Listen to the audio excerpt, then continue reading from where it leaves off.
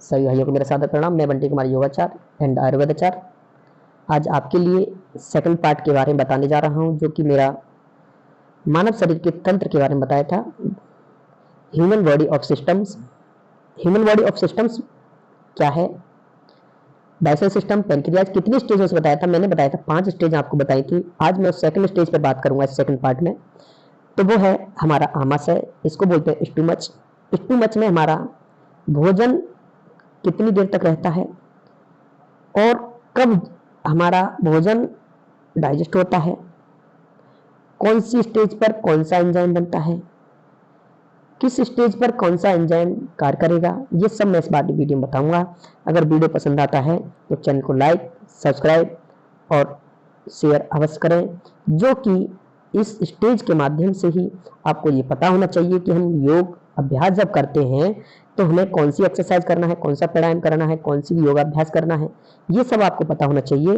तो मैं योगा भी बताऊंगा इसके लिए, आपके लिए कौन से स्टेज पर कौन सा अभ्यास करना है जो कि आपका भोजन डाइजेस्ट हो जाए, हार्मोन्स एक्टिव हो जाए, आपके रिलीज होना स्टार्ट कर दें, रिएक्शन स्टार्ट हो जाए, जिससे कि हर भोजन के लिए हमारे एंजाइम्स स्टार्ट हो जाए बनना, जो कि हमारे भोजन के लिए डाइजेस्ट करते हैं। तो दोस्तों आ जाइए हम बताते हैं आमाशय के बारे में। आमाशय हमारा स्टूमच में कितना देर भोजन रहता है? हमने बताया 4 घंटे रहता है। 4 घंटे में सबसे पहले हमारे भोजन क्या बनता है, पहुंचने पर कौन सा एंजाइम बनता है?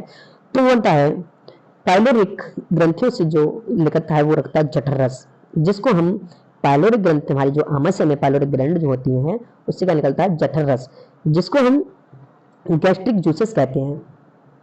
जठर रस जो निकलता है पाइलोरिक ग्लैंड से, जो कि हमारे आमाशय में रहती है पाइलोरिक ग्लैंड, और पाइलोरिक ग्लैंड से जो कि जो जूसेस निकलता है वो निकलता है जठर रस, यानी कि गैस्ट्रिक जूसेस। गैस्ट्रिक जूसेस के बाद यह कैसे, ये इसको हम पहचानें कैसे? ये कैसे रंग का होता है? ये पीले रंग का होता है, हल्के पीले रंग का। ये गैस्ट्रिक जूसेस जो होता है ये हल्के पीले रंग का होता है, यानी कि थोड़ा सा हल्का पीला रंग, जैसे आप मेरा दीवार को देख रहे होंगे, इसका कलर होता है पीला, थोड़ा सा पीले रंग का होता है।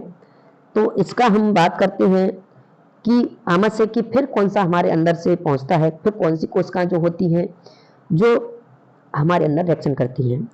ऑक्सेंटिक कोशिकाएं जो होती हैं, ऑक्सेंटिक जो सेल्स होती हैं, ऑक्सेंटिक सेल्स जो होती हैं वो क्या बनाती हैं? हाइड्रोक्लोरिक अम्ल। आप जान ही रहे होंगे उनसे ऑक्सेंटिक कोशिकाएं जो आमाशय में ही, जैसे कि आपको बताया मैंने, पाइलोरिक ग्लैंड्स के माध्यम से ही जठर रस निकलता है और आमाशय में ही ऑक्सेंटिक कोशिकाएं होती हैं, ऑक्सेंटिक सेल्स होती हैं, उसके माध्यम से जो निकलता है हाइड्रोक्लोरिक अम्ल निकलता है, हाइड्रोक्लोरिक एसिड निकलता है, अम्ल होता है एसिड। तो ये निकलता है, ये क्या करता है? भोजन को डाइजेस्ट करता है। अम्ल, यहाँ तेजाब की मात्रा बनना स्टार्ट हो जाती है, वो होता है कौन सा तेजाब है? हाइड्रोक्लोरिक अम्ल, एसिड, तेजाब, ये निकलता है। जो भोजन में जो जीवाणु होते हैं ये उनको नष्ट करता है, जो कि भोजन के अंदर जीवाणु जो होते हैं वो उनको नष्ट करता है। कौन सा भोजन? ये हाइड्रोक्लोरिक अम्ल वाला जो डाइजेस्टेशन होता है। ये हाइड्रोक्लोरिक अम्ल जो होता है ये हमारे भोजन के साथ आए जीवाणुओं को नष्ट करता है और एंजाइम को तीव्र करता है, एंजाइम क्रिया को तीव्र करता है। हाइड्रोक्लोरिक अम्ल जो होता है ये हमारे भोजन के साथ, जो हमारे भोजन के साथ पेट में जीवाणु पहुंचते हैं उनको ये नष्ट करता है और एंजाइम की जो क्रिया होती है उसको तीव्र कर देता है। फिर क्या होता है भैया? हाइड्रोक्लोरिक जो अम्ल है इससे क्या होता है? हमारा भोजन जो है वो अम्लीय बन जाता है। हाइड्रोक्लोरिक अम्ल से वो अम्लीय भोजन बन जाता है, जिससे हमारी लार में जो टाइलिन गया है, टाइलिन की क्रिया को समाप्त कर देता है। हाइड्रोक्लोरिक अम्ल क्या करता है? एंजाइम क्रिया को तीव्र करता है और जो भोजन के साथ हमारे जो टाइलिन गया है लार ग्रंथियों के साथ, उसको ये नष्ट कर देता है। इसकी क्रिया से बता रहा हूं कि इसके साथ क्या होता है। फिर आमाशय में जो जठर रस निकलता है, आमाशय से जो जठर रस निकलता है, मैंने बताया था आप कौन सा जठर रस निकलता है? Gastric juices. किससे निकलता है? पाइलोरिक अम्ल ग्रंथियों से, पाइलोरिक ग्लैंड जो होती हैं उनसे क्या निकलता है? जठर रस, गैस्ट्रिक एसिड, जठर रस, गैस्ट्रिक जूसेस निकलता है। गैस्ट्रिक जूसेस से क्या बनता है हमारा? मैंने भी बताया था पीछे आपको। तो आपको ये पता होना चाहिए हमारा भोजन किस स्टेज से निकलता है, कौन सी क्रिया कहाँ होती है। ये सबसे मेन चीज है योगाचार्यों के लिए कि योग के माध्यम से हमें ये पता होना चाहिए हमें भोजन कौन कौन क्रियाओं से होता है। ये नहीं कि हम योग का शरीर तोड़ा, हाथ पैर तोड़े और आपने योगा कर लिया, माने ये नहीं रखता, माने स्टेज बाय स्टेज आपको पता होना चाहिए। दूसरी बात हम बात करते हैं कि जिससे हमारा जो एंजाइम्स बनता है, जठरस जो निकलता है, उससे क्या एंजाइम बनता है। एंजाइम बनते हैं दोस्तों पेप्सिन और रेनिन। पेप्सिन और रेनिन जो होता है उससे आपको क्या मिलता है, जब पेप्सिन प्रोटीन को, ये प्रोटीन्स होते हैं, पेप्सिन प्रोटीन को खंडित कर, पेप्सिन जो होता है प्रोटीन को खंडित कर देता है, यानी कि उसको फैक्टर कर देता है। उसको फैक्टर करके क्या करता है, पेप्टोन्स में चेंज कर देता है। पेप्सिन जो होती है हमारे भोजन के साथ जो प्रोटीन जाने उसको खंडित करके उसको फैक्टर करके टुकड़ों में तोड़ करके कहाँ कर देता है, वो पेप्टोन्स में कन्वर्टेड कर देता है।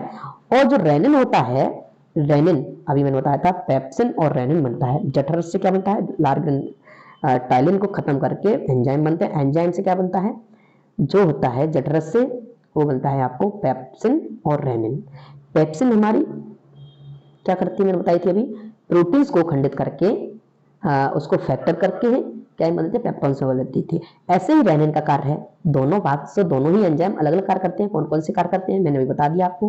पेप्सिन का तो बता दिया, प्रोटीन्स को खंडित करके पेप्टोन्स में बदल देती है। और पेप्टोन्स जो होती है वो क्या प्रवर्तित कर देती है। अब रेनिन का क्या कार्य होता है, जो रेनिन देखिए, रेनिन बहुत चीजें हैं। रेनिन का मायने रख देंगे तो सबसे चीज मैग्नीशियम कैल्शियम का कार्य करती है। रेनिन जो कार्य करती है, जो दूध की वसा होती है, दूध में घुलनशील जो प्रोटीन होती है, घुली हुई प्रोटीन जो होती है, वो कैसिनोजेन में कन्वर्ट कर देती है। वो कैसिनोजेन जो होती है, कैसिनोन को दूध में जो प्रोटीन कैसिनोन जो होती है वो ठोस में, यानी कि ठोस प्रोटीन यानी कैल्शियम में, मैंने भी बताया आपको। रेनिन जो होती है प्रोटीन, जो दूध में घुली हुई प्रोटीन होती है, वो कैसिनोजोन में कन्वर्ट कर देती है। और कैसिनोजोन से कन्वर्ट होने के बाद आपको क्या मिलता है, कैल्शियम पैरा कैसिनेट।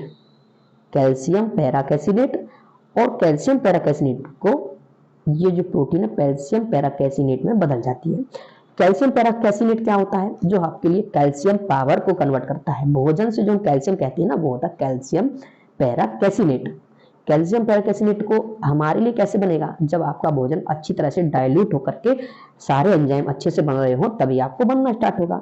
अब योग के माध्यम से करेंगे तो हम योग के माध्यम से कैसे हार्मोन्स को एक्टिव करेंगे, अपने को सभी हमारे हार्मोन्स एक्टिव हो जाएं। तो दोस्तों मैं बताऊंगा आपके लिए सबसे मेन चीजें हैं। आपके लिए सुबह उठना है, गुनगुना पानी लेना है, गुनगुने पानी के साथ आपको थोड़ा सा सेंधा नमक लेना है, जिससे फ्रेश होने से पहले आपका पेट एकदम साफ हो जाए, जो सेल्स मरा है आपके अंदर वो सेल्स पुनर्जीवित हो जाए। उसके माध्यम से क्या होगा, पेट एकदम साफ हो जाएगा, वॉश हो जाएगा। वॉश होने के बाद जो अंदर जो भोजन जाएगा, एक तरह से लार ग्लैंड जो है, जठरस जो है, गैस्ट्रिक जो ग्लैंड है आपकी, वो सब अपना कार्य करना स्टार्ट कर देंगे। वो एकदम साफ हो जाएंगे, जो छिद्र जो होते हैं सूक्ष्म छिद्र, वो एकदम साफ हो जाएंगे। उसके बाद क्या करना है आपको, जैसे कि आपका पेट साफ नहीं होता, पानी पीजिए। पानी पीने के बाद कुंजन क्रिया कर दीजिए। कुंजन क्रिया करने के बाद क्या होता है, आपके जो अंदर भोजन जमा हुआ है, हाथों में जमा हुआ है, आमाशय में जमा हुआ, वो आपके मुख से ही वापस आ जाता है।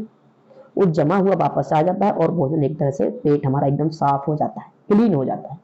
उससे क्या होता है, हमारे अंदर जठर रस बनना, गैस्ट्रिक जूसेस बनना प्रारंभ हो जाता है। गैस्ट्रिक जूसेस बनना स्टार्ट हो जाएगा तो आपको पेप्सिन और रेनिन बनना स्टार्ट हो जाएगा। और जब पेप्सिन रेनिन बनना स्टार्ट हो जाएगा तो आपको पेप्टोन्स भी बनना स्टार्ट हो जाएगा।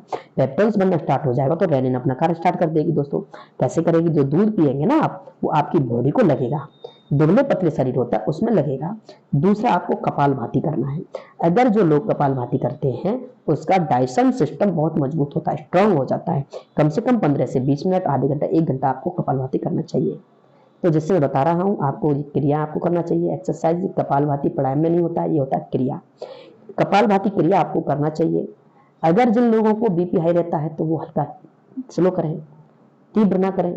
तो आज का वीडियो मैंने बताया था सेकंड स्टेप्स के बारे में, मैं बताई कुछ क्रियाएं बताई, कुछ प्राणायाम बताए थे। तो इससे हमारा योग के अभ्यास मैंने आपको बता दिया है। सेकंड स्टेप्स नेक्स्ट वीडियो में रहेगा, सेकंड थर्ड पार्ट में रहेगा। वो थर्ड स्टेप्स के बारे में बात करेंगे, डाइजेशन सिस्टम की थर्ड सिस्टम के बारे में बात करेंगे, थर्ड स्टेज के बारे में बताएंगे। उससे हमारा कहाँ भोजन जाता है, 4 घंटे के बाद भोजन पचने के बाद कहाँ जाता है और कैसे हमारे मलमूत्र के माध्यम से निकलता है। तो उसके बाद आता है पक्वाशय।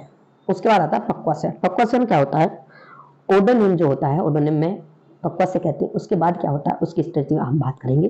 वीडियो को देखते रहिए, लोगों को शेयर करते रहिए। अगर वीडियो पसंद आता है तो चैनल को लाइक सब्सक्राइब करें, और जिससे कि मैं आपको पूरा डाइजेशन सिस्टम के बारे में आपको पूरा डिफाइन कर सकूं, आप मेरे माध्यम से जान सकें। मैं योगाचार्य एंड आयुर्वेदाचार्य आपसे विदा लेता हूं। आज के लिए इतना ही। सभी को मेरा सादर प्रणाम, बहुत बहुत धन्यवाद वीडियो देखने के लिए। सभी को मेरा नमस्कार।